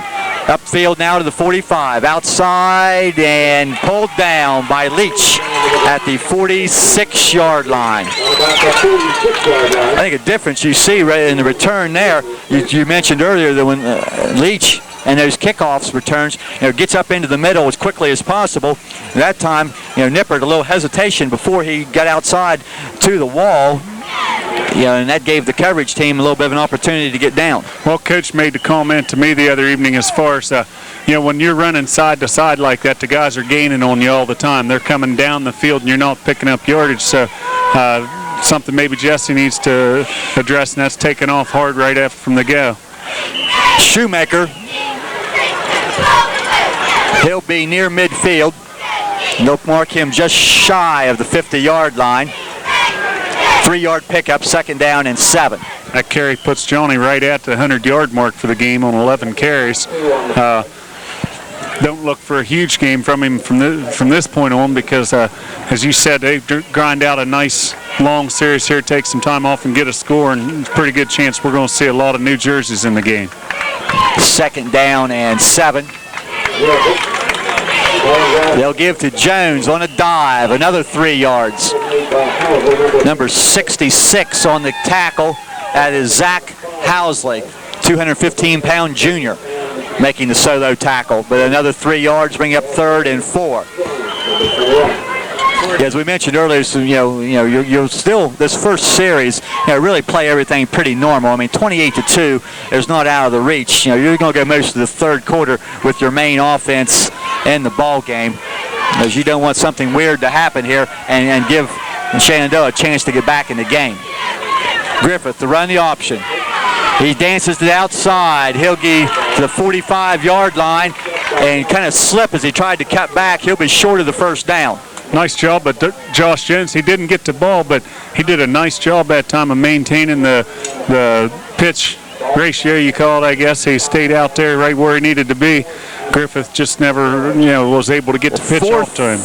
4th and 2. As you talk about that, I don't know that some of the people in the field looked like they wanted to go for it, but Griffith, goes to the sideline. He seems to be in some discomfort. So if there was any decision about going for it, it changed as Heath Wells will punt.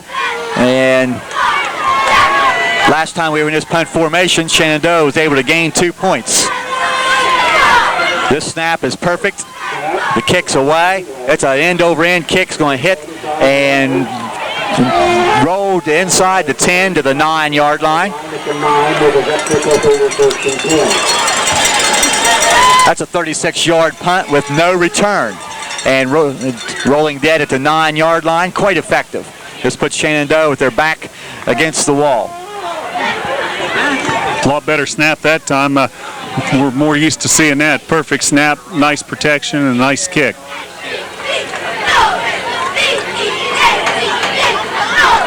Just trying to take a look over the sideline there. Derek walking around there, and I think he's all right.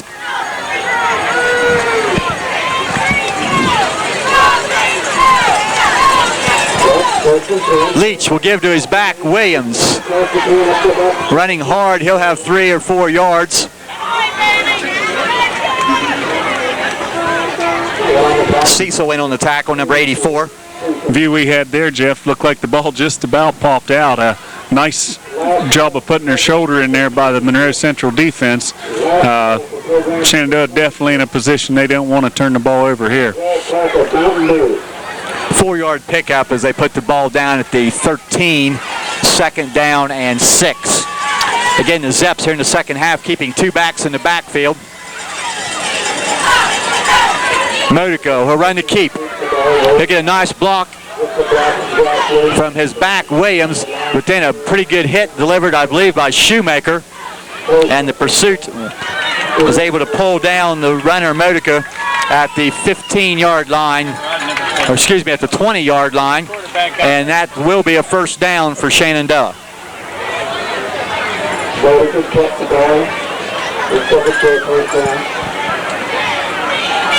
And not very many first downs thus far by the Zeps. That may only be about their second. I think that's their third one. Third first down. The pass play early on that they completed. At this point, still the only completion. Long run by Williams, and that pickup right there.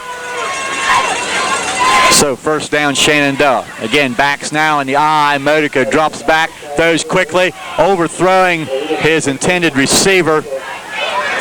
Johnson That's again. Johnson, number 6, Miller, the defender, and it was well over top of both of them. And Fortunate that time for Modica that he did throw a little high because Miller had the inside position, made a nice read on it from his corner position. He catches that, and he may take it the rest of the way the other direction. Just a couple of times now we've seen balls kind of sail on people, and as you look down here, you don't really see a huge crown in the middle of this field, but I think there is a bit of a crown, and if you're right in the middle of the field throwing to the sidelines, you're throwing downhill, and sometimes that can be tough, even when you practice on this field, such as what Ryan Modica does. Well, you've seen some slip in there a time or two. I was on the field at halftime, and it's pretty slick. Modica going deep, and it's caught by Leach. He's going to go to the distance. Touchdown, Derek Leach, 80 yards. Miller, the defender, went up and tried to make the play for the interception. Does not make the play. Leach with the catch. And that'll be a touchdown for Shenandoah.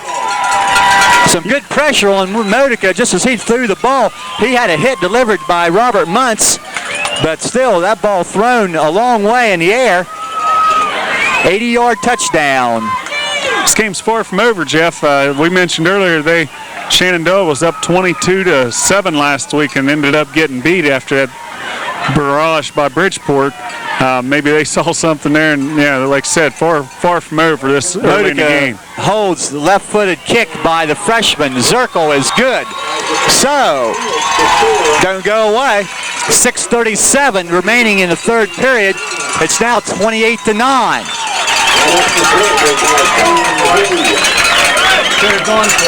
Well, what happens now, you have to get refocused offensively, and you see Coach Circosta talking with the members of the return team, which is most of his defense and offense, encouraging them to get back to moving the ball. A 19-point lead, you're still up by 3 scores, so no reason to panic yet, but the need to go back to business here offensively and gain some yardage and get a score on this possession. That's exactly it. They need to get back to what they started there early in the game. Power football. Look for Shoemaker to get the ball a few more times on this next series, on that Belly series or Redskin series, off tackle. Possibly a safe pass or two here or there, but and they're going to need to do that. Need to put something together. Don't rule out an onside kick here even. That looked a little like a play that the Bengals ran against the Steelers at the end of their game last Sunday for a big gain that on their winning drive. Just throw it up in the air, and the receiver able to come down with it when the back didn't make the play. Let's hope there's no Carl Pickens out here tonight because some kind of ball player, isn't he? Zirkle kicks, line drive, Nippert at the 20. Let's get a good return, up the middle. Still on his feet and goes down at the 37-yard line. So pretty decent field position for Monroe Central as Nippert gets a 17-yard return.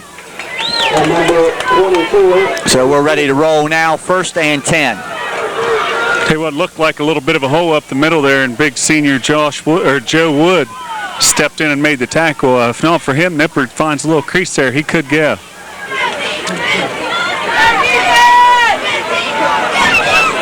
So we'll go back to double tights, wishbone in the backfield. Shoemaker straight ahead, still on his feet as they finally whistle the play dead after about a 9-yard pickup at the 46. Very similar to the play I think that Johnny broke for the 75-yard touchdown run last week. Yeah, just a quick hitter right up the middle. Your offensive lineman get a nice burst off the ball and a little gap, and Johnny's able to get through it and pick up some nice yards. We have less than 6 minutes remaining in the third period. This is Shoemaker. We have a flag. First down yardage for Shoemaker, but we'll see what the flag is. It's a pretty late flag here for normally come from an area where it's an offensive call, though. And it's a chop block call against the Seminoles. And that blocking rule at the line of scrimmage changes every year, and I have no idea what that rule is now, but it must be illegal to do whatever was done. That's a big penalty as well, 15 yards. So the Seminoles go from second and short to second, looks like about 18 now. So going to have to buckle down here and come up with something to pick these yards up. Well, no argument from the sideline. Of course, there's something happened on this side of the field, and it's a long way from the coaches on the sideline. So, whatever it was, I guess it was a penalty. Now we'll get a slot formation to the right on this second and long. Jones, he's got running room. And again, trying to cut back off of a grub block, and Josh just lost his footing. He's back near the original line of scrimmage, just past. It's going to be 3rd and 9. But that's at least 3 or 4 cases tonight where we have seen backs trying to make a move or just, take a step and lose their footing. I'm sure the grass is getting very wet, with the dew. But, nice gain nevertheless by Josh Jones. 3rd down 9 at the 38-yard line. Again, a fumble. Griffith does not have it. I think maybe Dimmerling does. Looks like Brad Dimmerling picked up the loose ball, which will save possession for Monroe Central, but it's a loss of a couple of yards. Now the Shenandoah people are starting to get a little bit excited as their defense, with the aid of a penalty, has made a stop. And it's not what we wanted, a 3 and out. That's for sure, Jeff. Wells again, punt formation. Good snap. Kicks away. And a pretty decent kick, but off the side, so that's not going to result in a lot of great yardage. They're finally going to mark it down as he's still walking to the 37-yard line. So that's about a 27, 28-yard punt that time by Wells. Again, maybe trying to angle away from Leach a little bit, and the result is the ball goes out of bounds a little shorter than what you'd really like. So now this defense has to step up once again and make some plays and not give up the big play as they did on the last possession. That was the 80-yard touchdown pass from Modica to Leach. They'll send 2 receivers left. Modica will give to his back. That's Williams. He'll be hit just past the line of scrimmage. Tell you what, looks like he's got a lot of running room when he first starts this way. Nice job of the Seminoles there to close it up and hold him to a 2-yard pickup. A sprint draw type thing there where Modica drops back there quickly. You think he's going to go back and pass. He hands the ball to the running back, and hopefully your linebackers and everybody have dropped back into pass coverage. But that time, really, linebackers stayed home pretty well. Williams will get credit for about 3 yards to the 40-yard line. Again, 2 receivers are wide to the left. They'll fake this time to Williams. Modica rolling out, throws short, it's complete. And again, another back slips. That's number 44, Lucas. Another one of the Shenandoah sophomores. The completion to the 45-yard line. Nice job by Modica that time with the ball fake. As you saw, Heath Wells came through pretty good. Actually thought that the running back had the ball. Nice play by your quarterback there. That's his job, to make those fakes like that. Gave himself some time to get rid of the ball. Well, if you keep making that type of penetration into the offensive backfield, sooner or later, you're going to make the right move and you're going to run into a play. So 3rd down and 2. This would be a great time to run into a play in the backfield. They'll give to Williams, and he'll be hit at the line. He's going to be short of the 1st down. A whole bunch of Seminoles on the ground there. We see Wells. We see Cole. And they had some help. That's 4th down and a good yard. And no punt this time for the Zeps. Coach Weston's going to send in a play. Well, they're still down 19. 3 scores. They have no choice but to go for it here. 4th and 1. if they can't pick up the 1 yard, chances are, they're not going to be able to get back into it anyway. So there's number 6, Johnson. Into the huddle, and before they left the huddle, you saw Johnson say something there to Leach. Leach, they're here to the right side. Fake the back, they're going to go deep. Leach, and he's going to make the play. No, he's going to drop it, but that's going to be an interference play against Jesse Nippert. And it's very similar to a play we had earlier where that ball was up in the air, and Jesse had his back completely turned, and the flag went down, and if you're not playing the ball, that's going to be interference every time. Right. Seminoles fortunate that time because another nice ball by Modica. Leach had it for a second. He comes down with it, and even with the penalty, he scores a touchdown if he catches the ball there. They'll come back to the line of scrimmage, mark off 15 yards, which is going to take it just inside the Seminole 40-yard line at the 39.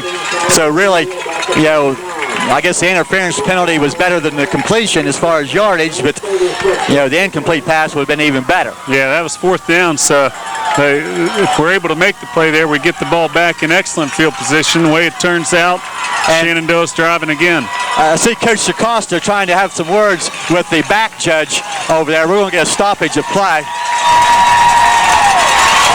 And we saw no signal. But I think Coach is saying over here in the first half, we had a play just like that where their defensive back had his back turned and there was no flag. So the head referee now is going to the sideline. I think he's telling Coach, probably that, where's the sideline and where's that 30-yard line that you're supposed to be in. Exactly. So he's trying to calm Coach down there.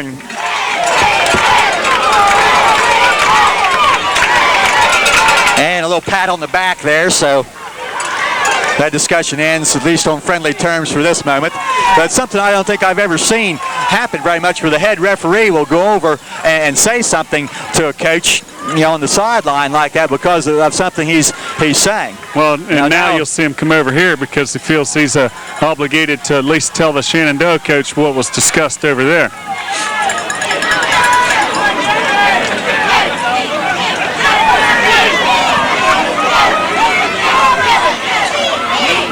So we can only guess that the penalty there compared to the penalty that was not called in the first half, and I think we said earlier the call in the first half may have been because the play was out of bounds. We really couldn't tell from our standpoint. Well, with all that aside, Zeps now at the 39-yard line, 1st and 10. And he'll give to his up back, that's Lucas, and he'll go nowhere. Jones there for the Seminoles first.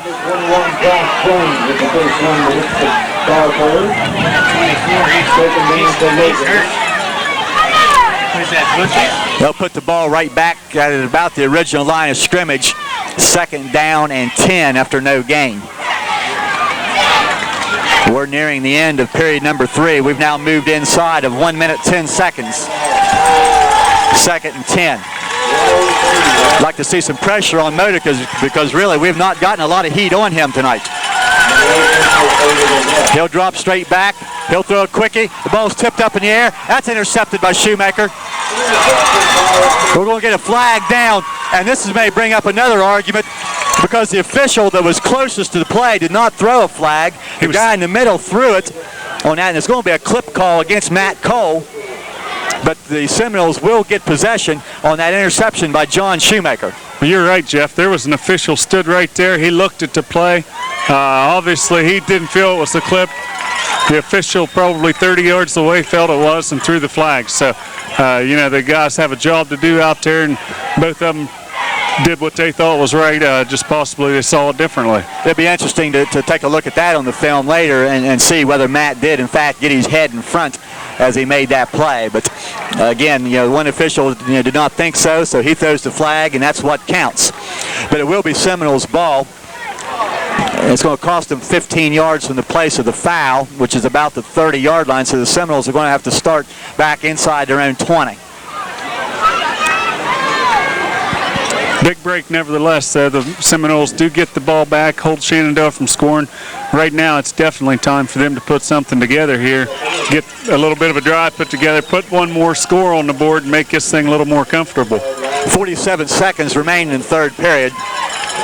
They'll put the ball down at the 16-yard line. Second interception of the night. We had one earlier by Woodby, that one by Shoemaker. And the important thing is that the Seminoles are in possession and in need of putting some yardage together. 28-9, Seminoles lead. He'll give to Jones. He'll have running room to the outside, but then that room will be shut off after a 5-yard pickup. Nice gain, though, on first down. If you can get 5 yards, you take that every time because that's first down every other play. Yeah, Big Joe Wood, number 52, the defensive end on the far side, 6'3", 215, one of only 4 seniors on this Shenandoah roster. Second down, 5. We're going to get a stoppage of play.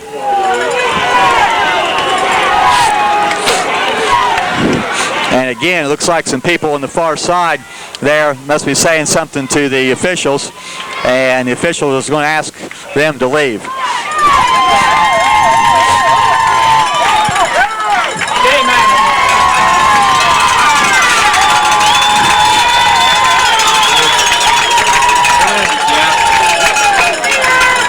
So back to play now, clock running now with 13 seconds and still running as the Seminoles will try to get one more play off here before the end of the quarter. And that will be Jones. He'll have a first down at the 28-yard line as time has expired in the third period. At the end of 3, Monroe Central 28, Shenandoah 9. Wayne A. Smith is a husband, father, and grandfather with educational and professional experience in public administration and a solid financial background. He's proudly served his country for 20 years, managing military and civilian personnel. His past financial experience includes being assistant vice president in a bank. He's recently written grants bringing over $600,000 to Monroe County and is actively involved in our community. For energy, vision, and a new sense of direction to the office of Monroe County Auditor, elect Wayne A. Smith, the only qualified candidate. At Respects Food Market, we're proud of all we do. From our humble beginning in Woodsfield in 1929, we've grown to several stores throughout the Ohio Valley. We strive to combine the same small-town friendliness with the buying power of the chain store to give you, our friends and customers, the best of both worlds. And we take pride in our community, its people, and their accomplishments. We're proud to support all county schools and wish the Monroe Central Seminoles the best of luck. We're proud of all we do at Respects Food Market, and Seminoles, we're proud of you. As always, Woodsfield True Value has lots of things on sale for fall cleanup. Stop in today to check out the bargains. While you're there, see their new display of kitchen and bath cabinetry, vanities, sinks, and countertops. Save up to 65% off the suggested list price of selected styles of cabinets. Choose from white laminate, oak, hickory, cherry, or maple wood, and choose from a variety of styles and materials in vanities and countertops. At Woodsfield True Value, help with your new kitchen or bath is just around the corner.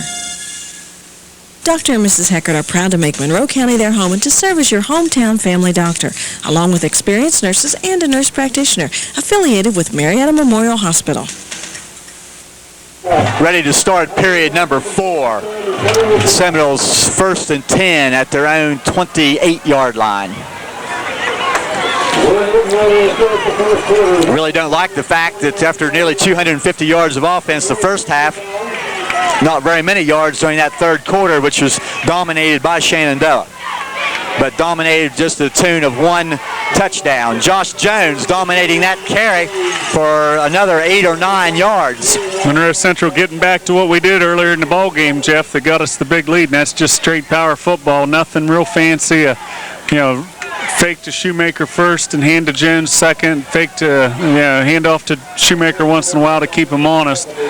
Picking up nice yardage doing it, so why change? Now I guess when you go in at halftime with a lead of 28-2, again, and the team really has not moved the ball, there's a little bit of a tendency to get a little bit flat. And let's give Shenandoah credit for defensively making a couple stops and coming out and getting a score. But it's time for the Seminoles to reassert themselves. Shoemaker.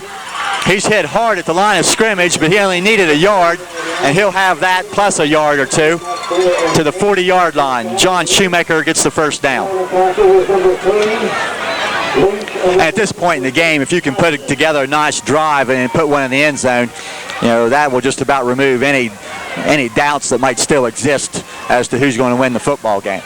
And as you said earlier, we're still up by 3 scores, but it's just not been as dominating as what we saw the first half. Right, and we've seen that before, come out and really set the world afire in the first half and come out a little flat. Can't really afford to do that. You need to put 4 good quarters together. Josh Jones off the right side.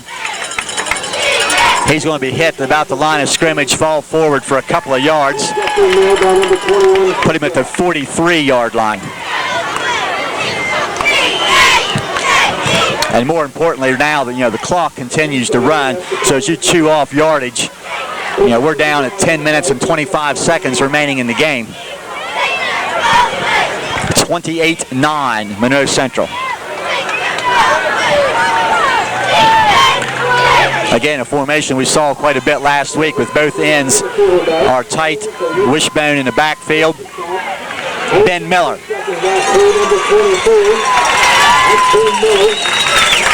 Ben gets about 6 yards. They'll put him down at the 48-yard line. 3rd down and a little less than 3. Big play right here from Monroe Central. If we're able to pick the first down up, you're looking at running 2 to 3 more minutes off the clock before you would have to give the ball over, even if you just ran 3 more plays. So, big situation right here. Jones will go wing left, leaving Shoemaker and Miller in the backfield. Jones in motion. That's Shoemaker this way. 1st down, Moore. Still on his feet, running hard inside the 45-yard line, Shenandoah territory.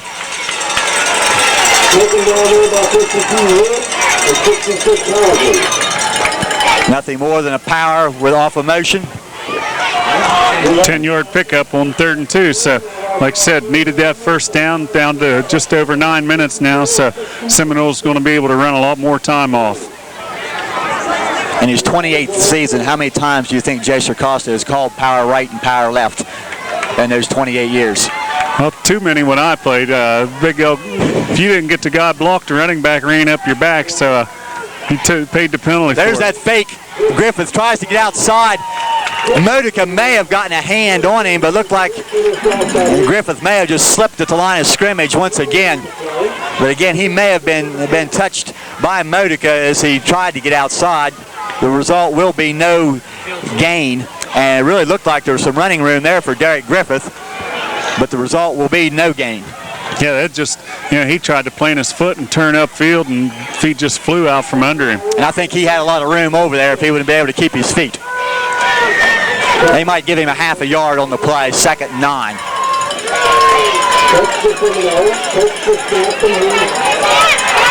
Jones, ball's loose, and it looks like Shenandoah is on it. Somebody just reached in there and knocked the ball away. Looks like number 20, Joshua Williams. Josh Williams on the recovery. So just when things were starting to look pretty nice, Seminoles turn it over. First Seminole turnover of the night. It looks like Jones had a little bit of room there, and someone couldn't quite catch a number. Someone just reached out and stripped him of the ball, or else Seminoles get another nice game. So Monroe Central unable to capitalize again. Turnover coming at 8:05 remaining in the game.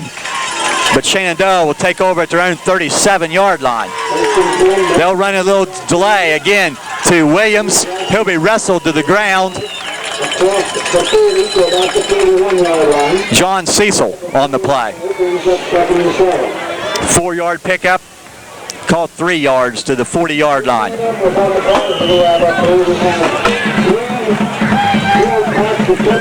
But again, if Shenandoah wants to put the ball on the ground and continue to run it, we'll give them 2 or 3 yards to keep that clock moving. But you'd really hate to end this game and still be sitting on 28 points. And it's looking more and more like that's going to happen.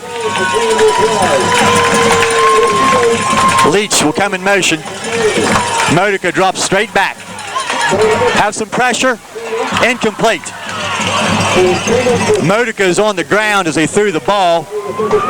Robert Muntz, I believe, hitting him. Got another Zep also on the ground. Looked like number 52, a little bit shaken up. I think that's Joe Wood. Yeah, 6'3" senior. But again, a little bit of pressure, and we've not had a lot of pressure on. And Robert Muntz a couple times has delivered a hit just as the quarterback was able to throw the ball. And hopefully that will pay dividends on this 3rd and 7 play. Joe Wood moving to the sideline very slowly. We still have a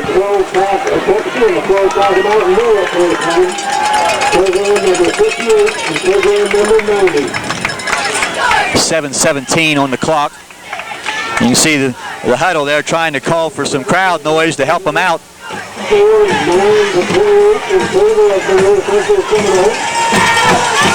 3rd and 6.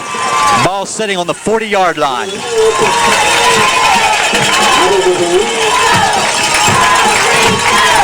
Two receivers right, one left. Modica drops straight back, throws it hard, nowhere near his intended receiver, number 6, Johnson. 4th down. Nice coverage that time by Ben Miller. Stayed step for step with Johnson. Johnson, it looked like a little bit of a mix-up, possibly supposed to stop and do the out because Modica threw the ball well behind him. I think he was expecting Johnson to stop, but that did not happen. Williams will go into punt formation for the Zeps. Modica's the up back here, so to look for Shenandoah to fake. Monroe Central didn't look like they're falling for it. They got pretty good coverage set up. And we're going to get a timeout as Ryan Modica will step up and call timeout before this punt.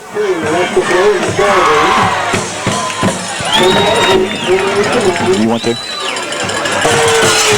After that Shenandoah timeout, you can probably look for some type of a fake on this 4th down play. We would be wrong. Williams kicks it away. Nippert on the run at the 30-yard line. Will go down at the 37-yard line. Leach, one of the tacklers downfield for the Zeps. So now you're in a situation of 7:05 remaining in the game where I guess scoring points really is not that much more important. You'd kind of hate to end this game on 28, but now what's more important is just running some time off the clock and winning the ball game. Well, that's exactly it. You want to keep control of the ball. Seminoles fortunate as we turned the ball over, gave them a shot to get a little bit closer. Need to hang on to the football, pick up a 1st down or 2, and get out of here. Slot right formation. Shoemaker and Jones. This is Griffith trying to sprint to the outside. He'll go down on a high tackle by Leach on the far side. He may lose a yard. One thing we did not mention at the early part of the ball game, we talked about both teams being 4-2. Neither team has a loss in the PVC. And right now, along with Bellsville, 3 teams with no losses, and all 3 teams have to play each other. So this is a key game in the PVC. Well, you're exactly right. That's the first hurdle for the Seminoles as far as getting another championship on their banner. So a lot of the season left still. 2nd down 10, no gain for Griffith. Josh Jones still on his feet near the 45-yard line. Close to 9 yards on the pickup. That'll bring up 3rd down and a yard. Next Friday night, Bellsville and Shenandoah will play each other. And then, of course, in Week 10, Monroe Central traveling to Bellsville. Both Bellsville and Monroe Central being 2-0, Shenandoah being 1-0 in PVC play. 3rd down, and let's call it a yard and a half.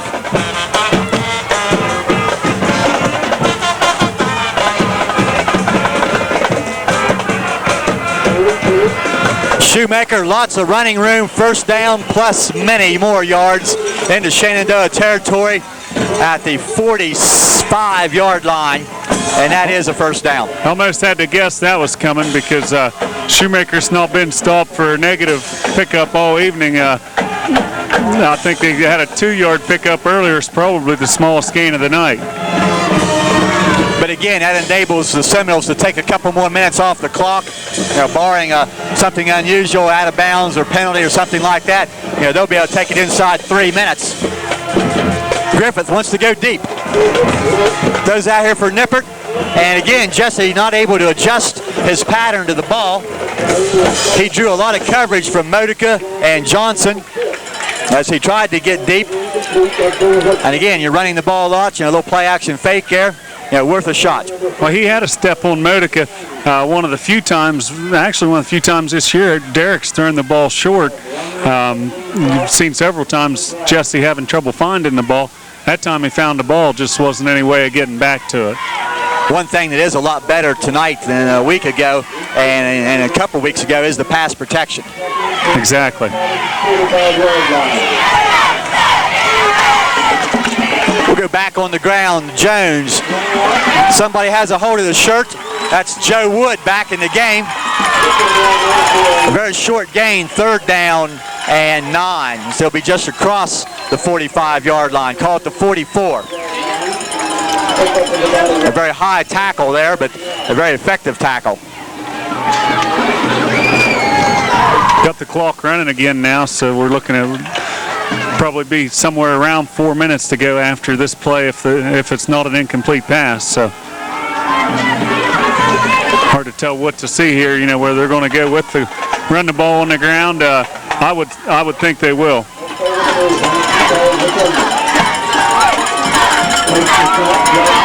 Griff back. He's going to go deep. He's looking for Woodby. Incomplete.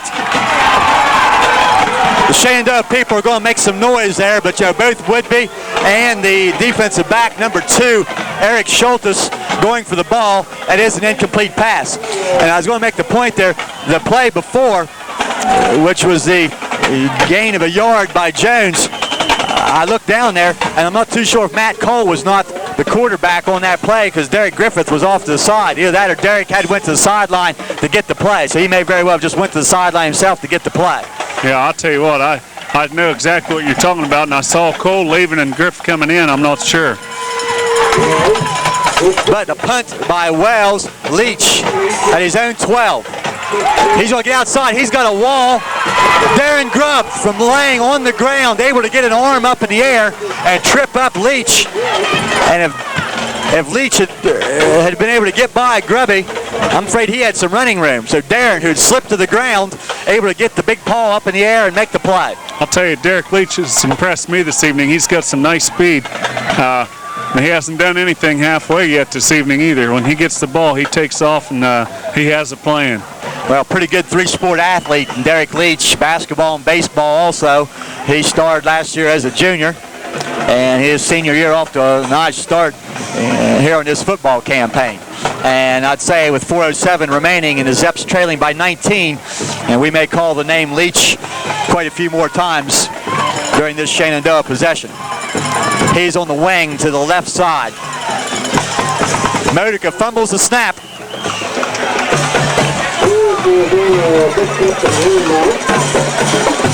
Well, contrary to the signal that we got from number 84 and the white, the official says Shenandoah has the ball. Yeah, Modica was able to get it back. I saw him reach up and hand it to the official after the play, but costly play because it gets the clock rolling. Coach Weston taking a lot of time getting the play into the huddle here as well. Seems like we've talked quite a few times about Johnny Cecil trying to help the officials out, but one reason he's always in the middle about everything that goes on out there, so he's got a real good view. You're exactly right. We'll get a double wing formation to the right, and we'll get a delay of game penalty, as that is a result of what you said earlier, Coach Weston, a little slow getting a play out, trailing by 19 points with less than 4 minutes left. You'd think you'd be a little more anxious to get a play on the field. Well, that's, to me, I have a hard time understanding how, in a hurry-up type situation, you could ever have a delay a game. So that takes the ball back to the 28-yard line where it will be 2nd down and 16. Maybe closer to 17 to go. Now we'll get trips. 3 receivers wide right. Modica will give to his back, Williams, and he's covered by a whole host of white shirts. You see Wells, Muntz, Jones, Cecil, all right there. 3rd down and 15. 3 minutes remaining.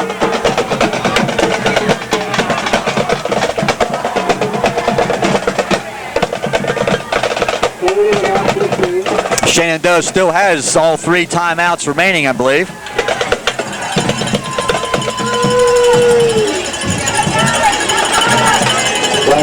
Modica rolling, tries to throw into some traffic, and that ball will be caught by number 21, Chickwalk. He was between Jones and Shoemaker.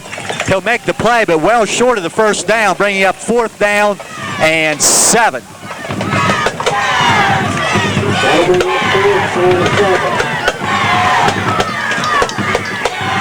So with the exception of the 80-yard touchdown play, this Shenandoah air game has been held in check pretty well. Yeah, really, and the running game as well. Monroe Central's done a nice job. But I'll tell you, they threw an 80-yard touchdown, and it's amazing how you sit on pins and needles the rest of the game because they show they can do it, and you just don't want to see it again. 4th down, Modica still has the ball.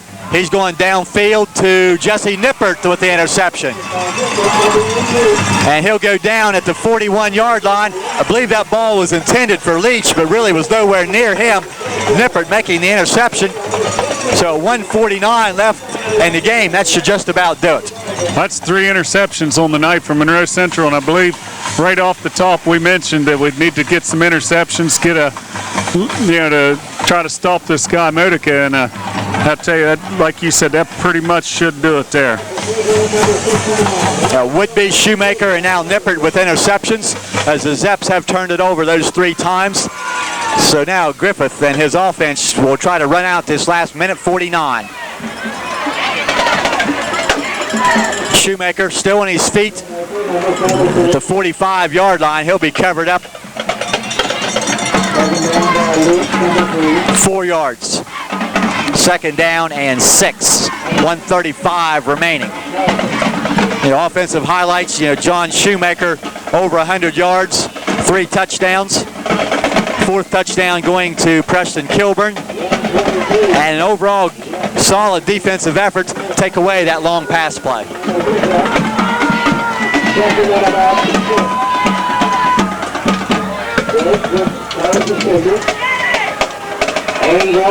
Jones, very little, but again, the clock running down near a minute. A couple of yards for Josh Jones. And this clock continues to run. Shenandoah not looking to stop it. They're just willing to end this game at 28-9, 50 seconds remaining. Next week, final home game of the year. And I don't know, can you believe that we're already talking about the final something of the year? That's for sure. It's just flying by, week number 7. And in town next week will be the Lindsley Cadets. First meeting ever in football between Monroe Central and Lindsley. Ben Miller will get a carry and have a first down before being wrestled to the ground at the 48-yard line in Shenandoah territory. Not exactly the same Lindsley team that we have seen in the past. There's no Eddie Drummonds on the team who are playing at Penn State, but still a team that's coming on. They played on Friday afternoon. They could very well be 3-3 coming in, and they have a big fullback who they say is a real player, and they'll not be easy, that's for sure. Well, that's right, and they play a tough schedule. But last week they beat Man, a team early in the year that was looked to be one of the powerhouses in the AA division of West Virginia, and they put it on them. So a Man team that gave Magnolia some trouble early in the year. Exactly, so don't expect anything easy this week. Shoemaker on the last play of the game will be brought down at the 38-yard line, a 10-yard pickup, and that ends the game. But not exactly what you'd like to see in the second half as far as points on the board. But again, solid defensive effort. And a game Shenandoah ball club who really came out and played a gutty second half.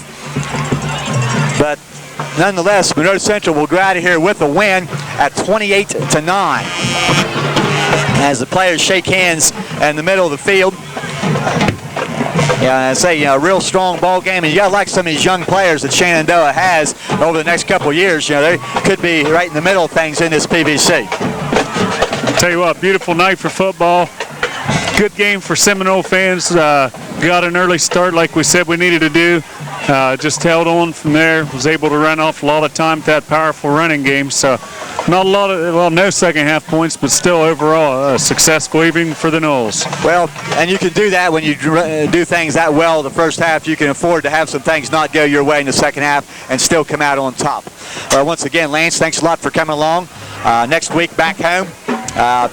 Believe it or not, Dale and Joe are supposed to be back with us next week. I don't remember them hardly. I heard Coach Sarcosta say the other day that if things didn't straighten up here, that he was going to revoke their press box passes.